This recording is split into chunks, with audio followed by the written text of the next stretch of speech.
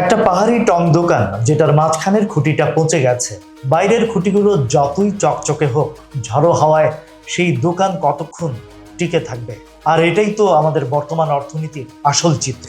প্রধানমন্ত্রী হিসেবে তারেক রহমান তো শপথ নিলেন, কিন্তু তার সামনে যে অর্থনীতির মাঝখানের খুঁটি অর্থাৎ ব্যাংকিং খাতটা পড়ে আছে, সেটা কিন্তু এখন চরম নড়বড়ে।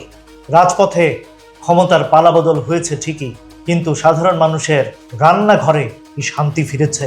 আপনারা কি জানেন নতুন সরকার দায়িত্ব নেয়ার প্রথম 100 দিন কেন তাদের জন্য বাঁচা মরা অবস্থা?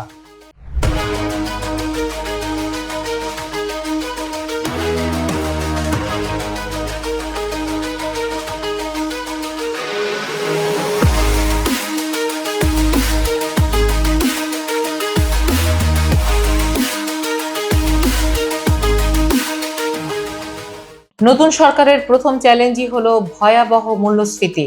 শুধু সুদের হার বাড়িয়ে কি বাজার নিয়ন্ত্রণ করা সম্ভব? বাজার সিন্ডিকেট আর সাপ্লাই চেইন ঠিক না করলে থালায় সস্তায় ভাত জুটবে না। আর তার উপর যুক্ত হয়েছে রিজার্ভ সংকট।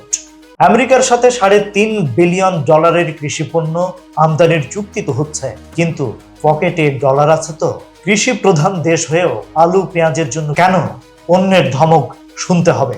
শুধু কৃষি নয়, আসল ক্ষতটা কিন্তু ব্যাংকিং খাতে। খেলাপি ঋণের নামে টাকা সব পাচার হয়ে গেছে। আগের সরকার ব্যাংক একীভূত করার চেষ্টা করেছিল, কিন্তু রেজাল্ট তো জিরো। এখন নতুন সরকার কি পারবে কঠোর হয়ে সেই টাকা উদ্ধার করতে, নাকি আবার টাকা ছাপিয়ে মূল্যস্ফীতিকে আগুনের মতো বাড়িয়ে দেবে? রুয়ান্ডা বা দক্ষিণ কোরিয়ার উদাহরণ দেখো। সংকট যখন চরম, তখনই কিন্তু বড় সংস্কারের সুযোগ থাকে। সিঙ্গাপুর যেমন দুর্নীতির বিরুদ্ধে জিরো টলারেন্স দেখিয়ে ঘুরে দাঁড়িয়েছে, আমাদের নতুন সরকারকেও আইনের ঊর্ধ্বে কেউ নয়, এই বার্তাটা শুরুতেই দিতে হবে। রাজনৈতিক সদিচ্ছা ছাড়া অর্থনীতির মুক্তি অসম্ভব। আর অর্থনৈতিক মুক্তি ছাড়া গণতন্ত্র কিন্তু পরাধীন পাখির মতো, যার ডানা ঝাপটানোর শক্তি নেই। মানুষ এখন মিষ্টি কথা শুনতে চায় না, তারা প্রমাণ দেখতে চায়। দিন শেষে লড়াইটা পকেটের আর পেটের। নতুন সূর্য উঠেছে ঠিকই, কিন্তু সেই আলো কি সাধারণ মানুষের আস্থার সংকট কাটাতে পারবে?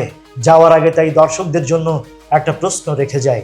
আপনারা কি মনে করেন, ব্যাংকিং খাতের আমূল সংস্কার ছাড়া নতুন সরকারের পক্ষে কি দ্রব্যমূল্য নিয়ন্ত্রণ করা আসলেই সম্ভব?